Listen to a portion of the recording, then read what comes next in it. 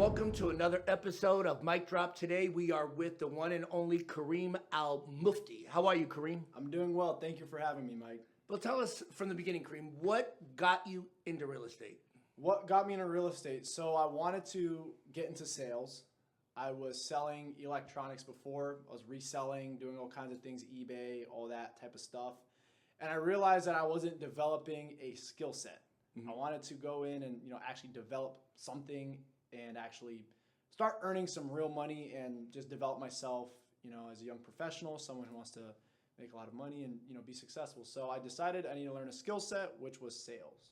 So that's what got me in real estate. Now, what made sales appealing? Because obviously there's many things. You could sell pharmaceuticals, you could sell drugs, you could sell real estate. Exactly. I mean, what made you want to go into the real estate sector? Yeah, so I actually already had my real estate license. I think I got it maybe a year and a half before I got in the business. It's just something that I was interested in. I wanted to get into like flipping before, so I thought maybe I'll just get my real estate license, and that was I think in like 2021 or something like that, 2022. Okay. So I looked at a couple different options. I looked at, I think, what was it? It was like marketing, like selling marketing and all this type of stuff, and selling like, other types of tech too. But it was more like convenience. I already had my real estate license. I was already interested in real estate in general, like real estate investing and all that. So I figured, why not just get into being a real estate agent? So what did your first year look like? Did you have any mentors? Who did you seek out to try to find out what the best way was? Yeah. So I got started. I got started July 2023. I had a couple mentors. I had some like online mentors. I had some like in person. I was solo at the time. First 6 months were pretty brutal. Really brutal. So what does brutal mean? Brutal means spending you're spending for your own software and all that stuff, Mojo Dialer. Spending $1,000 a month just to keep the business running and prospecting every single day for like 4 to 8 hours a day. Honestly, more like 6 hours a day. If I, And what kind of results did you get out of that? How many sales? I got I got one listing signed. Wow. And then I had like 2 buyer deals, but one of them was my family member, and another one was like some open house deal I never even got paid on. So for 6 months straight, I pretty much just got rejected, got only one deal. Right. I mean, I think there's so many agents that start that way, and most of their career is like that. Looking back now, what do you think are some of the things that you really struggled with in the beginning? Was it the amount of calls you were making? Was it scripts and dialogues? Was it not knowing how to close? Was it not having enough confidence? Yeah. Looking back at that time, what do you think really stopped you from having more success? Because I think a lot of agents right now are in the same place, and if you could give them advice, what are some of the things you look back on and you can say, God, that's what was wrong those first 6 months? Yeah, that's a great question. So I had no problem being consistent. Being consistent wasn't an issue for me. Working hard wasn't an issue for me. I was making my calls. I was hitting my contacts. My problem was closing at the listing appointment. I was good at getting in front of people, setting appointments, but once it came to game time, being face to face front with a seller, that's where I sucked. I mean, I probably went like 50-0 that whole period of time where I just got slapped in the face. So that was the biggest challenge I had for myself. Just couldn't close. Gotcha. And how long was it, I guess, after that we had the pleasure of meeting you? Yeah, so that was so I started July 2023, met Mike and the team end of January of 2024. Gotcha. And how'd you meet us? Actually, my friend Wyatt, who's also on the team. I've known him since, honestly, we were 14 years old. And I made an Instagram post. I remember I was working out. This was the beginning of the year. I had all my my New Year's resolutions, all that. I made an Instagram post that said, hey, anybody who is interested in self-improvement, making money, whatever, hit me up. I'm trying to make friends. And then my friend Wyatt sends me a DM. I'm like, you cold call? No, you don't. And he was like, yeah, I do. And I instantly texted him, call me right now, let's role play. And we just role played for an hour. And I was like, okay, this guy's he's not bad. And yeah, ever since then, he put me on the phone with Christian. And then I came out to the office and yeah, the rest is and that's a funny story because, Kareem is coming in, he's interviewing, talking to me. And what I did is I let him prospect with him. What was it like coming into the pit and actually seeing a bunch of people prospecting in large volume. It was crazy. I mean, honestly, it was like a dream come true for me because at the time I was prospecting in like little Discord groups and stuff with people. And I was the only person that I knew in real life, like, real world, not just online world, that actually did this. So to see it happen in my backyard was crazy to me. I've never seen anything like it before. So the funny thing is that Kareem literally comes in, he procs with us, we sit down, and I go, what do you think? He's like, I love it. And I was like, great, we're going to go ahead and extend you an opportunity to join. And what did you say, Kareem? I said, I need to think about it. And I remember thinking, I'm like, am I at a listing appointment now? Do I need to like close this guy? And I'm like, I can appreciate you wanting to think about it. And obviously, two minds are better than one. What are you thinking about? He's like, well, I want to interview other brokerages. And I'm like, so are you going to call other brokerages and see, do you have a group of people that prospect all day and make a lot of money? And he was like, yeah. I did do that. I didn't know what to say, to be honest. What do you think it was that made you want to hesitate when you actually saw what you want? Because I think there's a lot of people out there that need help, they need coaching, that have opportunities, and then they choose not to have it. What was it inside of you that saw what you wanted intuitively, but in that moment, you're still hesitating? Yes. So I'll tell you what it was. I felt like in that moment, it was like way too good to be true. I was like, because here I am, I went 6 months just getting my ass whooped, respectfully. And, I'm spending all this money to build my business, and like I've done all this stuff literally for 6 months. And then here I am pretty much getting like what I need on a silver platter, just handed to me like by God. And I was like, this is crazy. Like there's like, I didn't even like really process all of it. It just happened so quick. So in the moment I was like, I didn't know what to do. But yeah, it's very interesting that like in life, you'll get exactly what you need handed to you and you'll still hesitate. Yeah. I mean, I think that's one of the biggest problems you have with a lot of agents out there is they're struggling, need help, but they're trying to do it on their own. And the truth is you can only be as good as the people that are around you. When you go into the pit, those first couple months and everyone around you is handling objections, how easy was it for you to be able to start picking up just language patterns and just learning to ask better questions? You mean like being around people? Yeah, like in our group. Yeah, I mean, it was really easy for me. I mean, immediately, once I got thrown in, I just like absorbed it all like a sponge. I still to this day ask a bunch of questions. How do you say this? How would you say this? What would you say about that? What would you do about this? When do I follow up with this? All those types of questions all the time. Well, the funny thing is that, as Kareem is starting, I give him my scripts. Obviously, I coach people across North America. And lo and behold, I look over and Kareem is not following the scripts. Whose scripts were you following? I was following a different coach's script. Let's give him the credit that he deserves. Yeah, I don't know. No, but when His name was what? Brendan Moran. What is it? Brandon. Yeah. Hi, Brendan. How are you? Yeah. So you're following his scripts. And I remember thinking, like, Kareem, is this on my script? I'm like, look at it. And like, I remember you kind of looking like me in a deer in headlights. I'm like, Kareem, people pay me a lot of money to coach them. Read the script. And then I had like a 6'6" Jordan cutout that was a standout. I remember putting it next to you as a reminder for you not only to follow the scripts, but as a reminder that I was watching you. And I remember it was like 3 or 4 days later, you set up an appointment, and I remember you standing up and being like, it works. And it's just funny because if you follow the scripts, it works. And I remember, I guess before that, you were like, what, 1 out of 64 listing appointments? Yeah, pretty much. Let me ask you something. Mentally, because again, a lot of agents that are either new or experienced agents now are going through the same thing.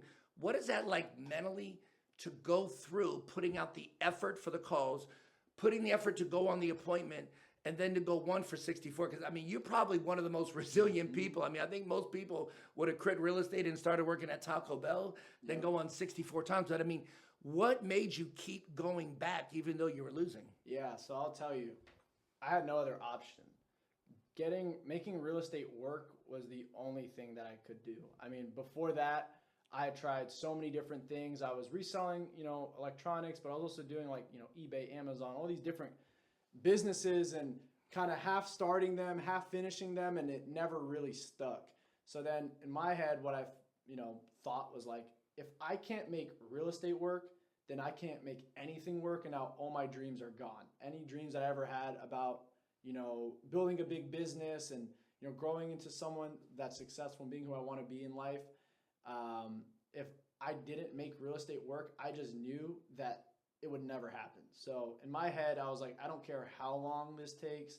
I don't care how much rejection I get, how much money I have to spend on the business to invest in coaching and all the softwares and dialers and all that. It was just like I had no other option but to make it work, to fulfill my dreams. And I think for a lot of people, that's step one, is you have to put it that this is the only way. So many other people out there, they give themselves a plan B. Well, if this doesn't work, I can always do this. Most people succeed when they have to. I want you all to remember something. In life, we don't get what we want. We get what we have to have. Everything in your life is what you have to have. If you have to succeed in something, you almost always do. But the problem is that most people live their life just wanting things. I want to be a good agent. It's like I always tell people, I would love to be 7'5". I would love to play for the Lakers. I don't like LeBron, but you know what? I'd be willing to play alongside LeBron James. But the reality is that I'm not 7'5", and I'm a real estate agent. So wanting something, it doesn't matter. It really comes down to what do you have to have. And I mean, when you started following the scripts, I mean, you started having almost instant success. Tell us a little bit of what that was like, going like 1 for 64, and within a couple months, you were already starting to pick up listings. Yeah, I mean, it was great. I mean, honestly, it felt unreal. I still remember the first listing I got on the team. It was like the first week, or it was like the third day I was here. I think I got a listing. Went with Christian, showed me how to do it, showed me how to close. And yeah, I mean, it was a great feeling. I think the first two weeks took 2 listings. And then the first month, like full 30 days, took 5. And then like the next month was 6.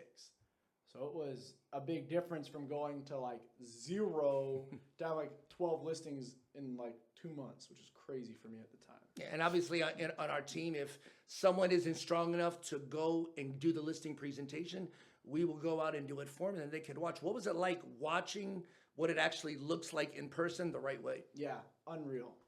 It was like a dream come true, honestly, because I remember I was talking to some of my friends before I was even on the team. I was like, I just need to see someone do it, because I don't even, like, I know it's possible, but like I've never even seen it happen. It's like fire. Like I know it exists, but like where is it? Yeah, so like watching someone actually get a listing agreement signed and handle objections that I would have choked up at in person was incredible. I mean, it was amazing. So what are some of the things, because I think there's a lot of agents out there that are exactly where you were, and now you're actually getting to see what it looks like. What are like 2 or 3 things that you noticed right away that me and Christian were doing that you weren't doing, that you could tell other people, if you started doing these things, you're going to lead yourself down the right path?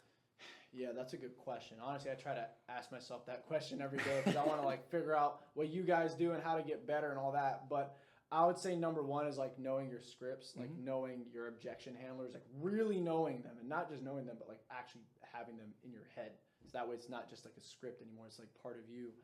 So that's number 1. Number 2, I would also just stop trying to make it like this presentation. Start making it a conversation with them where you're actually trying to figure out what their issues are, what their pain points are, and then giving a solution to them to resolve that. Because previously, I had like a script like in my head, like I was following, but I didn't really know why I was asking the questions.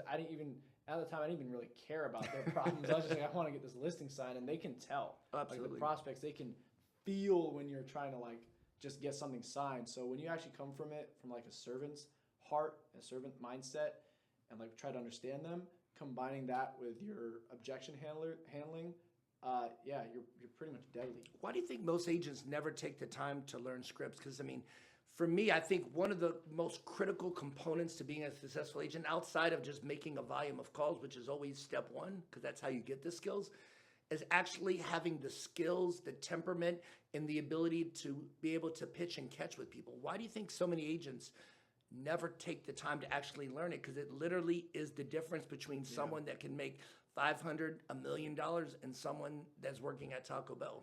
Yeah, honestly, I think it's just because a lot of agents work with their friends and family in the beginning, to be honest. I think most agents, they do like 1 or 2 deals a year, maybe 4 if they're lucky, and they don't really have to have a lot of skills for those types of deals, and they never even prospect, and they never even try to get business outside of that, so they never find themselves needing to do that, but at the same time, they're needing more money, needing more deals, so they're kind of in this like trap.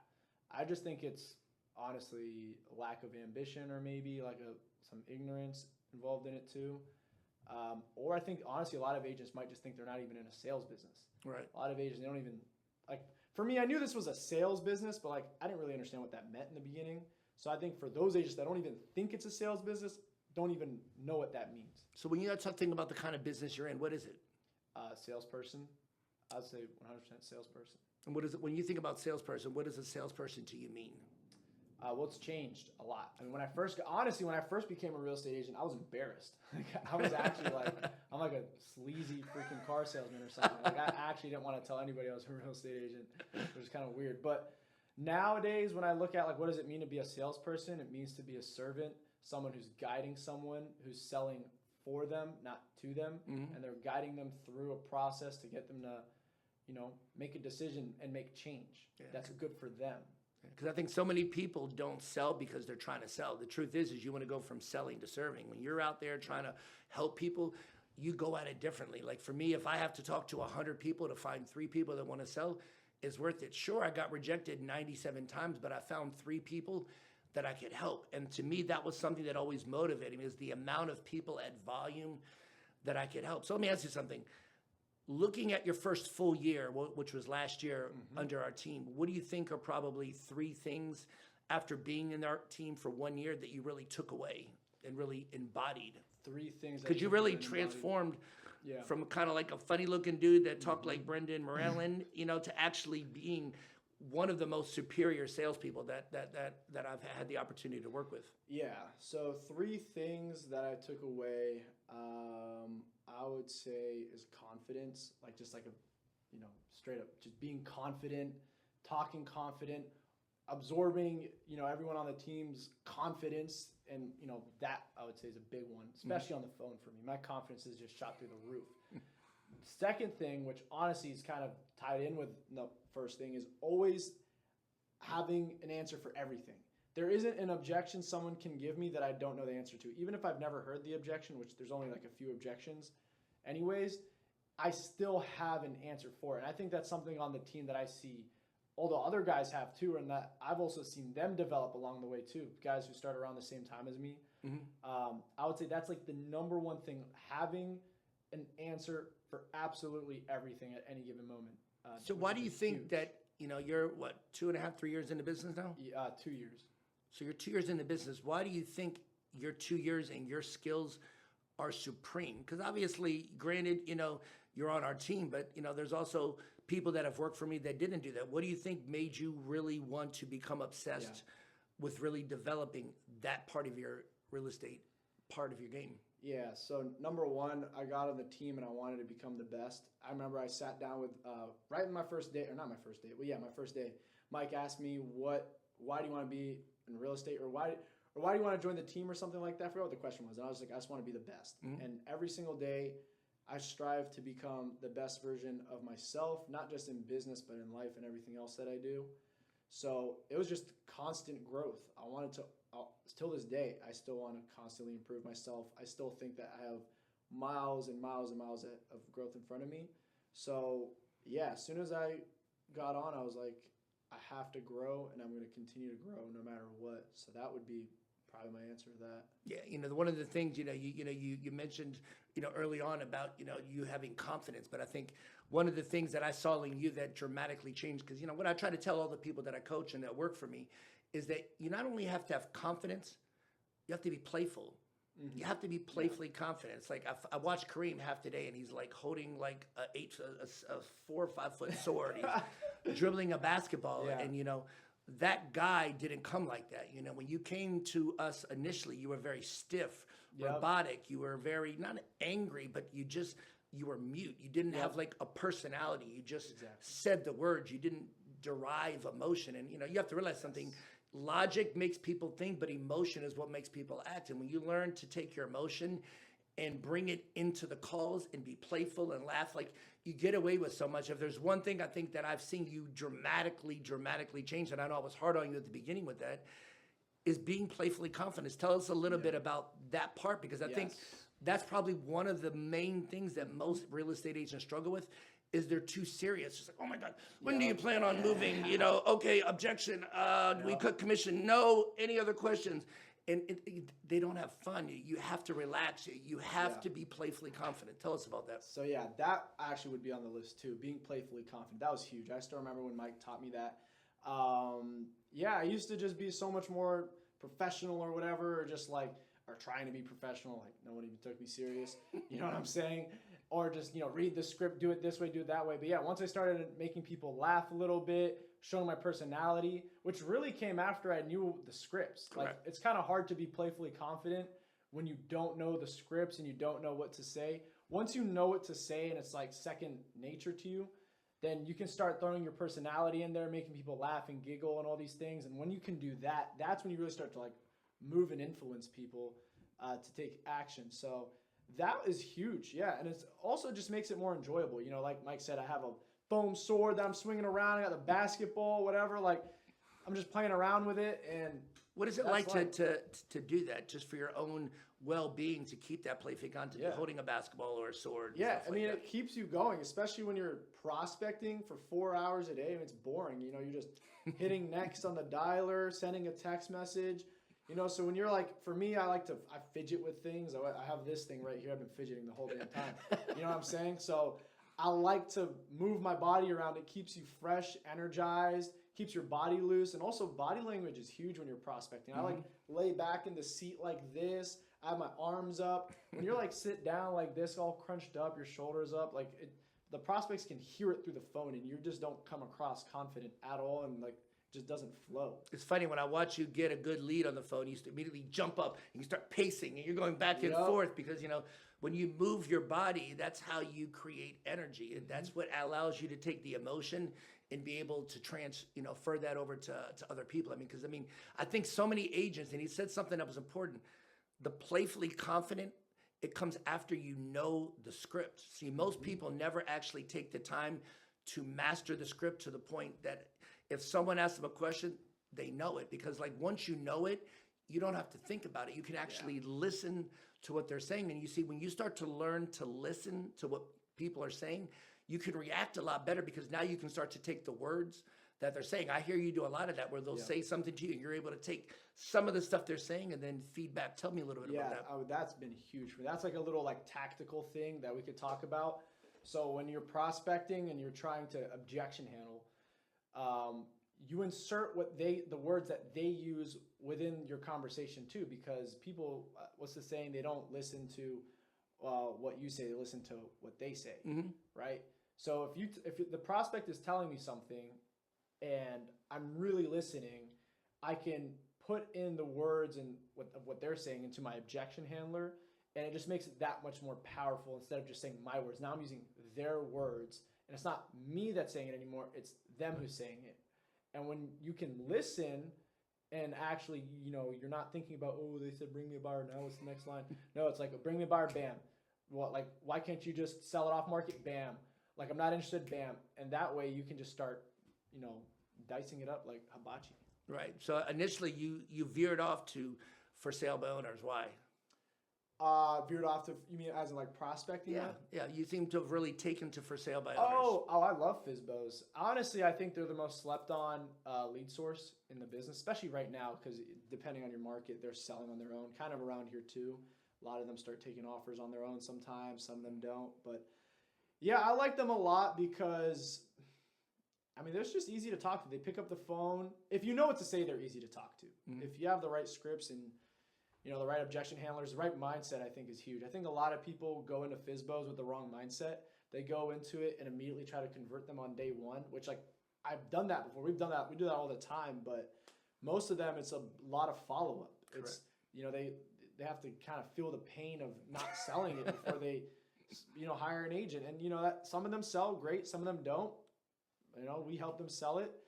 And so I like them a lot. Right. I think, going into that last part about what are the things you took away, I think lead follow-up in terms of your ability to follow up on leads. I think, 6 months in, I think your lead follow-up on a scale of 1 to 100 was at a 2.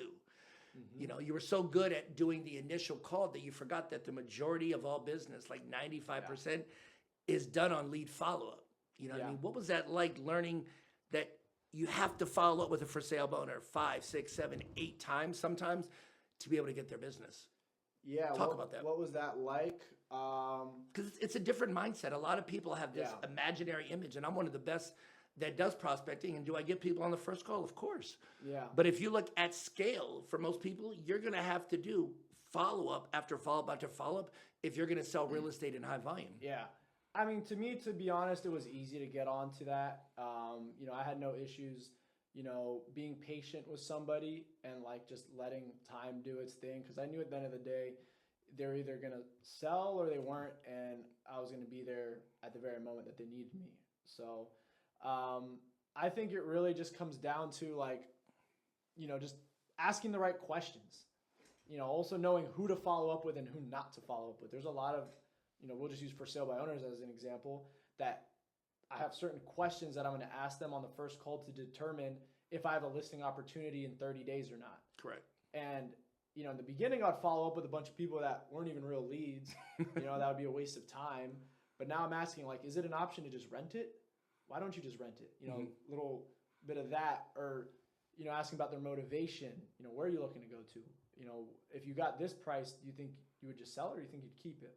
Oh, no, I think I'd sell it. Okay, so now I know like where they're at on terms of price. So little things like that, qualifying the lead, helps me know like I'm not wasting my time following up, because no one wants to follow up with bad leads. If you have a terrible lead, no one wants to follow up with that. But if you have a great lead that said, call me back, I want to list in 30 days, yes, like no one's gonna have an issue. So I think it really came down to me just learning how to actually qualify leads. Yeah. I mean, I think if you look at your definition of what a lead is, which is what most real estate agents think a lead is, and your definition of a lead now, it's probably two different universes. Tell them, because I think a lot of agents struggle with this part. What was your definition of a lead the day one when you came, and what is your definition of a lead now? Yeah, I would say, so my definition of a lead obviously is like the why, when, and where, right? But I think I may have like let that slip a lot more in the beginning. Like I would. Why do you think? I would like force them. Probably just like lack of business.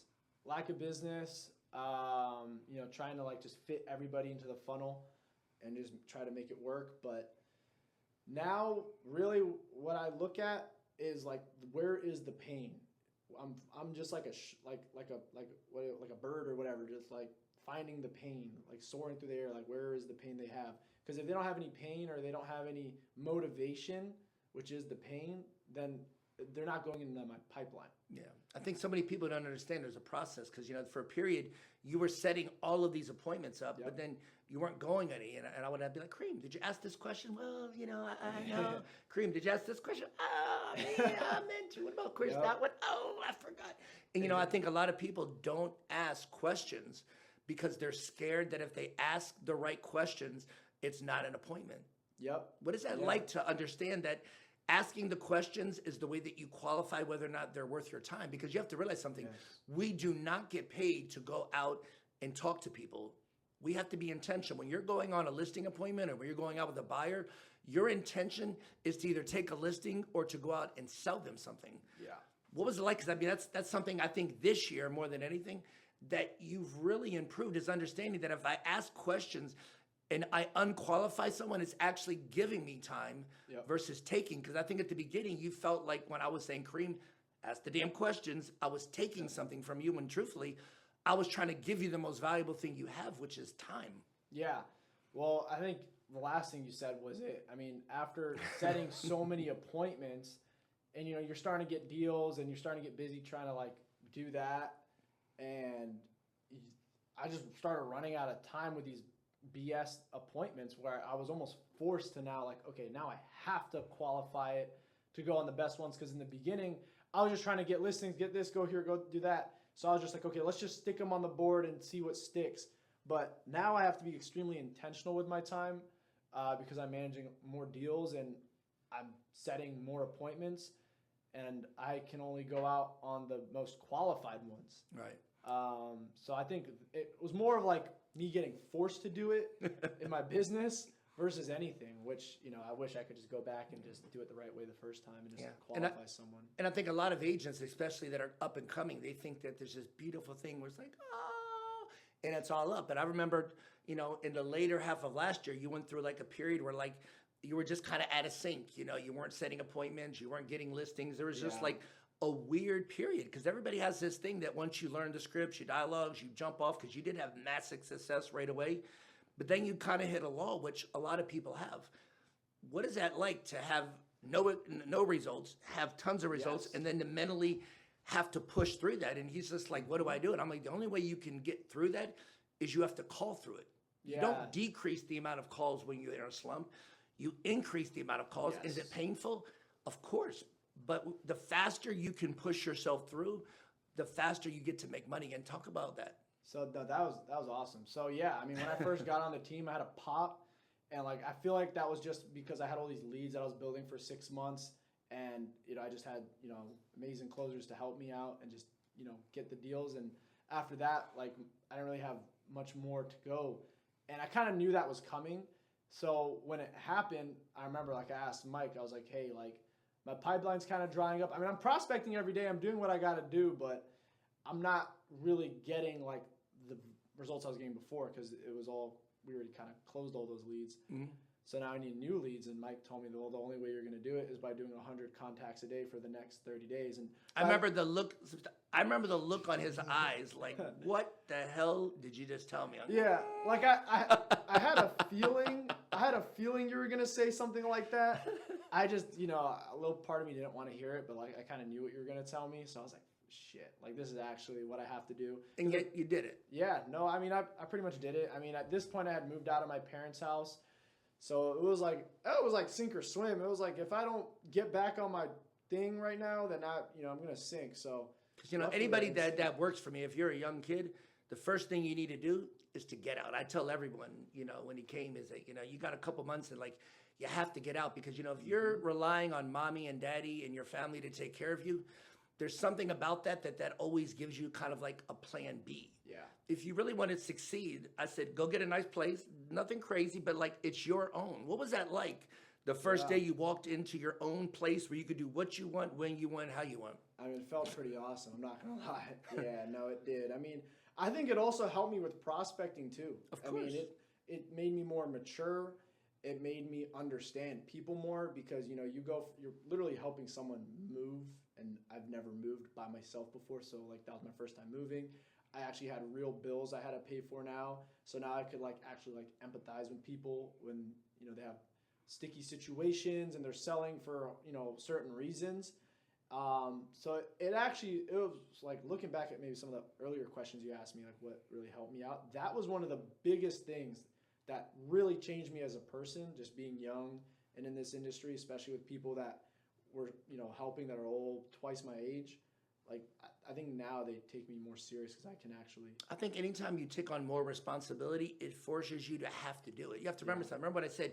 You get what you have to have, not what you want. I remember, I think it was 2006, and the whole market was just melting down. And I remember my wife and I were at a Mike Ferry event, and it was funny because his events used to be like 1,000 people, and it was maybe like 75 because people were just getting out of the business because of the foreclosures.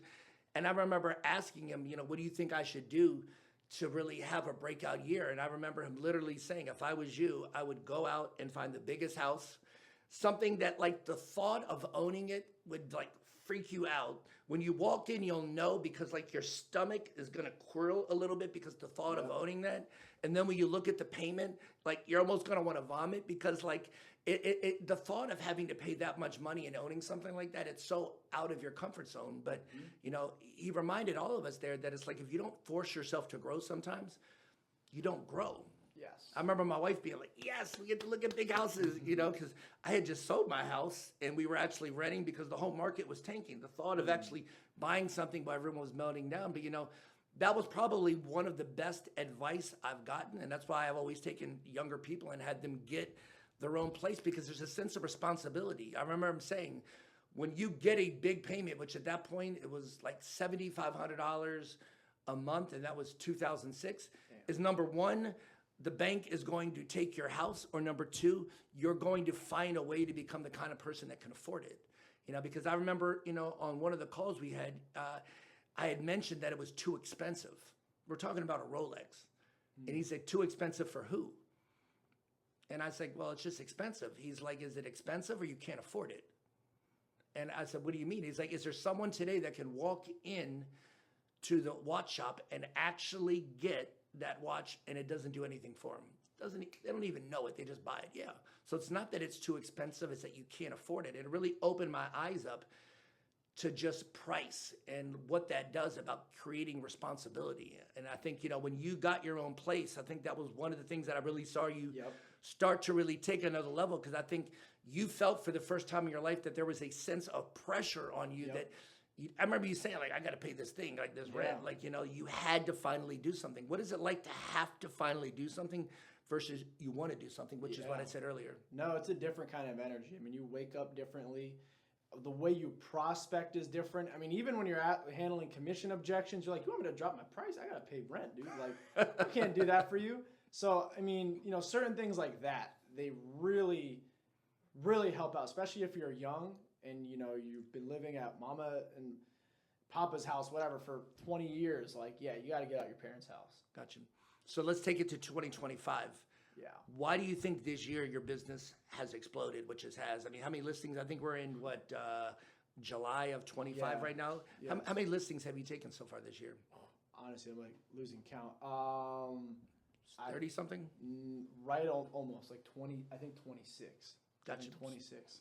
So what do you think has allowed you to take that volume? Because the one thing is you've been very consistent month over month of taking listings. And I think, every month you seem to be getting better. Tell me about the transformation from the end of last year, which we had a talk and I was just saying, like, dude, you're good enough that like you're underperforming. I know that you did way better than what you thought, but like when I'm watching you and I'm seeing like you're underperforming what you actually are capable of doing. And I think you took that to heart. And I mean, you really came out this year with a lot more confidence. I mean, you're one of the first people on the phone.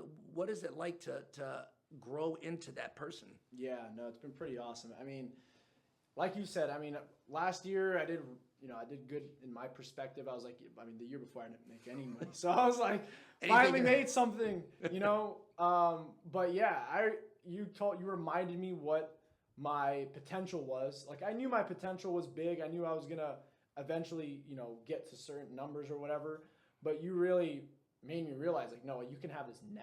And when I realized that, and I realized how much I was leaving on the table for myself, that's what made me really just go down, like, even more focused, even further. So yeah, I mean, my intention was really sharp last year, but this year is just every single month I'm getting more intentional, looking at my trackers. Every day I track my numbers. Every week I text you and Christian my numbers, my set to met ratios, sign ratios, how many closings I've had, and really just increasing my standards. I mean, last year, if I took 3 listings in a month, that was like awesome. Now if I take 3 listings, I get pissed. So yeah, it's just, I think increasing my standards has really been a big thing for me. Yeah, I know the last couple of months I've kind of pushed you out of the nest, and it's like, Kareem, it's time for you to start going on some of those appointments on your own. I'll get on the phone, kind of qualify, make sure that you're actually getting there. What is it like now going out and actually facing a seller head on without having backup? Yeah, no, I mean, it's been like, it's been a lot. I mean, I did it before, right, solo, but honestly, it wasn't the same because I was going into those appointments already like, I'm going to lose, screw it, whatever, But now when I know that there's an actual deal to be made and there's, people I can help on the line. Now I feel like there's more pressure, but it's exhilarating, honestly. It's like an adrenaline rush for me. I really like it. So being able to sit here or in a seat across from a seller and handle objections that I would have only dreamed of handling only like a year and a half ago is amazing, honestly. I mean, it's incredible. I think so many people underestimate the power of being around the right people, of having the right person mentoring, coach them. Because think about it. Within a year, you became the kind of person that went from 0 to 64 to literally almost a year and a half later, you're on the verge of taking 30 listings in the first 7 months. I mean, think about that. That's like completely 2 different lives. And a lot of people don't understand is that you actually can have it now.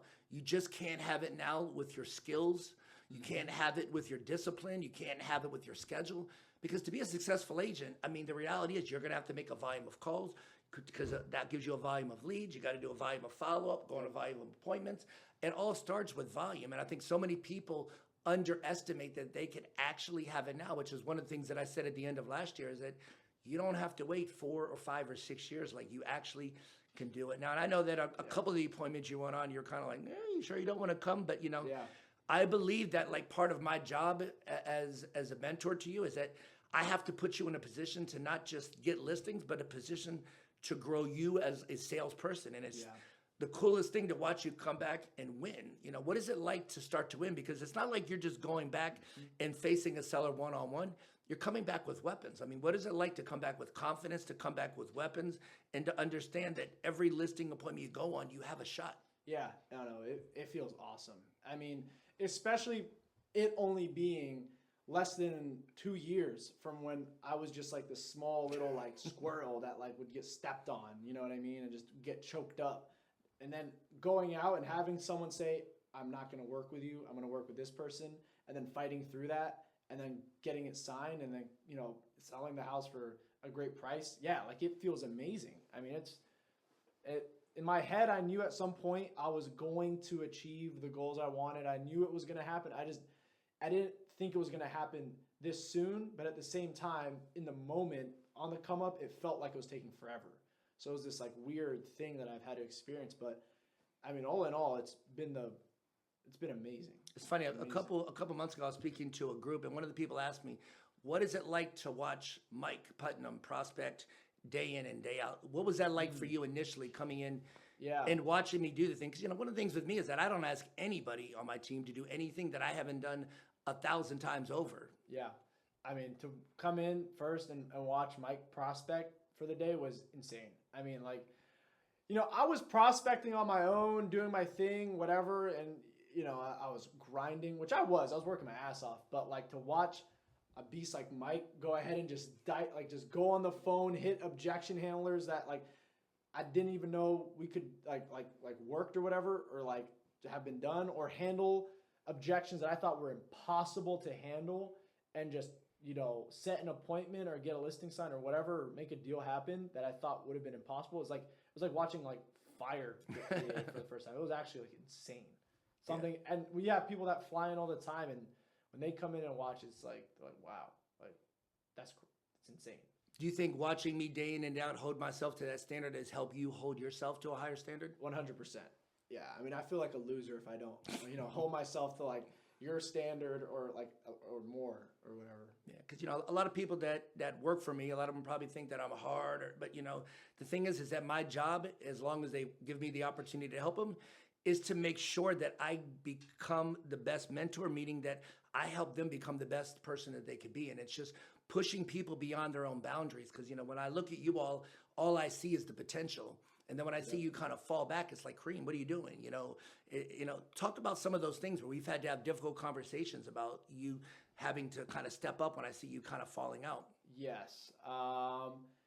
If I could think of a couple times, I mean, there's been a few times, but... What is it like just to be held accountable? Oh, what's it like to be held accountable? I mean, really good. I mean, for me, I'm pretty disciplined myself. Like, I'm not a person that like needs to be told, go on the phone, whatever. But having someone holding you accountable to a higher standard constantly is amazing. I mean, especially for people that want to achieve a lot in life, we already have high goals and high expectations of ourselves, but I think sometimes we forget in day in and day out what we actually, should be doing, or that we could be doing more, or that we should be doing something smarter or whatnot. But yeah, having someone to hold you accountable, honestly, is like the most important thing. Why do you think most people don't hold themselves to a higher standard? I mean, why don't they hold themselves to a higher standard? Probably an identity thing. Maybe they grew up in a certain situation where they don't think that things are achievable. And also they haven't seen it happen. Being in an environment like this, just, in general, being in a group of people that are actually doing the things that you want to do, you get to see it's possible. So I think for a lot of people, they just straight up don't believe it's even possible because they've never even seen it. The same way I've never seen someone get that many listings signed in a week or do that much business in a week or in a month. Until I saw it could be done, that's when I was like, now I can do it. Yeah, I think two different things. That's one of the things I was kind of getting you to say is that a lot of people don't think it's possible because they haven't seen it. Like if you haven't actually seen someone get on the phone and dice somebody up and handle an objection and go on an appointment and actually get something signed, like you start to even wonder, like, is it possible? Like, what does it look like? Like, what do they do different than I think so many people underestimate the power of having someone that has already done it. Yeah. You know, if you go to most companies, like when I was at Keller Williams, it's like the average mentor was selling 3 or 4 homes a year. What is someone that's selling 3 or 4 homes a year going to teach you if you want to sell 50, 60, 70 houses a year? Like, I agree. You know what I mean? And I think for so many people, if they watch someone do open houses and sit by the phone and wait, then that's typically what they do. And that's why the average agent, I think this year, is selling less than a house. I think this year we're having the lowest production per agent, I think, in the history of real estate. And it's because a lot of agents don't know what to say. And if you don't know what to say, it makes it even harder to go out and do it. I mean, I really believe that going into 2026, I really believe that 30 to 40% of real estate agents are getting out of the business. Because right now, Kareem, think about this. If you do not know how to price a property and get a reduction down, what happens? I mean, just imagine all of the work we've done on the team to really learn how to get price reductions. Talk about that part, because, you know, a lot of agents have never had to do that. How much last year did I go over price reductions, or did we stay late on Fridays and do price reductions? The answer is 0, because there wasn't a need. I don't teach people things until it's time. And now every Friday we're in there late getting reductions. And you know, one of the things that we've actually pushed you to start to do, what is it like to start to learn the process of walking people down? Because getting price reductions in the next 18 months is a superpower. Yeah. For the agents that know how to get reductions, you will sell more real estate than you ever thought possible. Because, I mean, expired listings already are up 20%. I believe by 2026, you're going to see 50 to 60% more expireds, which means it's more opportunities. So talk about that learning the skill of price reductions, because I think right now that's probably the number one thing that anybody that's listing property, they need to learn, and they need to learn it fast. Yeah, so that's been an amazing skill set that I've been developing, still developing it right now. I think, you know, watching it get done before, like I said, I mean, it seemed impossible at first, you know, trying to do it. And, you know, just really helping the seller get to where they need to go, because a lot of people, they attach a lot of emotion and all this stuff, but at the end of the day, they're not really selling for the price. So it's our job to walk them through what's happening in the market. You know, what's it been like to learn that? It's been uncomfortable. Definitely. Yeah, definitely uncomfortable, especially when, you know, you're looking at the market, you're showing comps, and it's supposed to be priced at this price based off comps. But with the market we have right now, in certain areas, certain pockets, they don't pop as much as different areas will. The reason I say that is that, you know, today you actually closed a listing that was a for sale by owner. And it was the first one that we forced you to do all of the price reductions on. Yeah. Talk about what that was like for the first time, because, I mean, you literally closed that for sale by owner. How many price reductions did you get? Did we have to get? I mean, I think it was like 2. Yeah. What is it like to go back for a second price reduction after you've already got one? Because then a lot of people are just like, oh. Yeah, no, I mean, it's hard, because like you already told them what to do first, and now you're looking like, now you feel like you're this like bad guy or whatever, like, oh, you messed up, or you made a mistake, or you recommended it wrong. But honestly, I think having the right mindset is like, it's not me as the agent it's me to show the market, but I can't predict what's going to happen. I can just see what's happening in the market, how buyers are viewing the house and the price, and then it's my job to show that to our clients and, you know, get them to understand where it's at, or else, you know, they'll never close and it will just never sell. So. I think one of the problems you have with so many agents is they think that they need to be the seller's friend. Yeah. Let me repeat, your job is not to be their friend. If you could become friendly with them, that's fine. But you have to remember something. You're the advisor, you're the real estate agent, you're the teacher. You're the one that has to have complete control of that situation. The moment you start to buy in that you are friends with that person, all you're going to do is think about disappointing them. Because, you know, when you know that that's your job, you can say, look, I don't want to ask you for a reduction. And the truth is that honestly, I wish I didn't have to.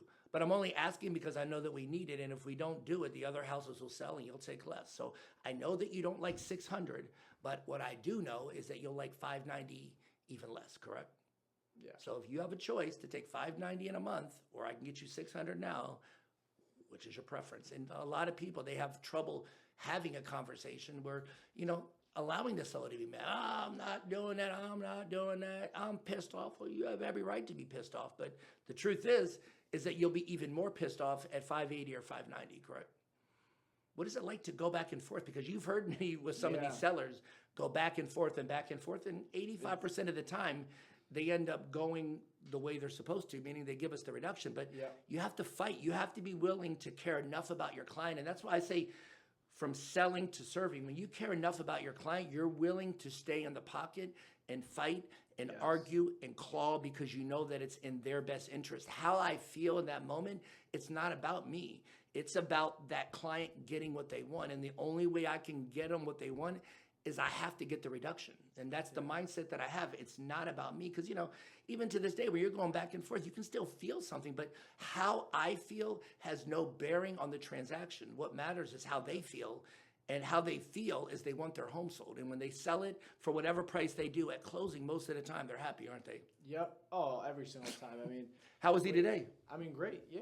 I mean, at the end of the day, it's what I've found, at least in real estate, it's not about the money. That's the most important thing. It's about what the money means to them. And it means, getting them either a bigger house for their family so that their kids can have more space and they can have their own room. Or if they're downsizing, it means not having the stairs and having the risk of falling down and having injuries. So, yeah, I mean, I love that. After I've seen you guys do it a bunch of times, I see you guys actually care about the client. You're doing it not because you just want the sale, but because you want to see them get what they want.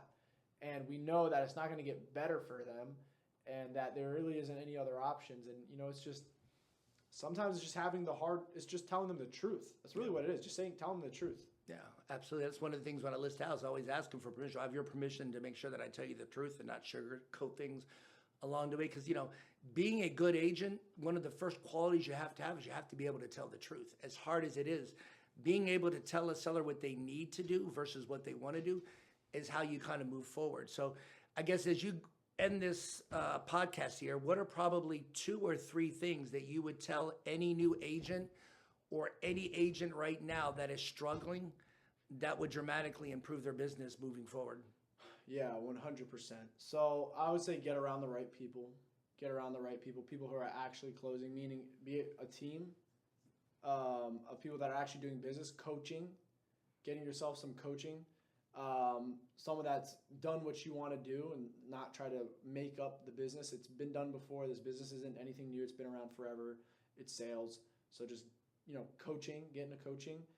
And the third thing that I would say is be consistent, because if you're going to come into this and you're not going to be consistent and you're going to call here, call there, do this, do that, whatever, it doesn't even have to be calling. You could do anything. You could be doing Instagram reels or, dancing on TikTok, whatever it is. You just got to be consistent at it, or else none of this will work. Yeah, I think consistency is probably one of the main reasons that people don't have success. It's like you take one step forward and then you fall back, and then you take one step forward, and it's just like you never actually go anywhere. Consistency is how you build anything. If you build a house, one brick, and then a year later you put a brick, you're never building anything. You know what I mean? You're just putting effort out. So I appreciate it, Kareem. I'm excited to have you back next year so that people can see you grow. I mean, I don't know if there's any agent that's been in the business for 2 years that's doing what you do. So I just want to say it's a pleasure to have the opportunity to watch you every day do what you do. I appreciate it. Thank you for helping me along the way.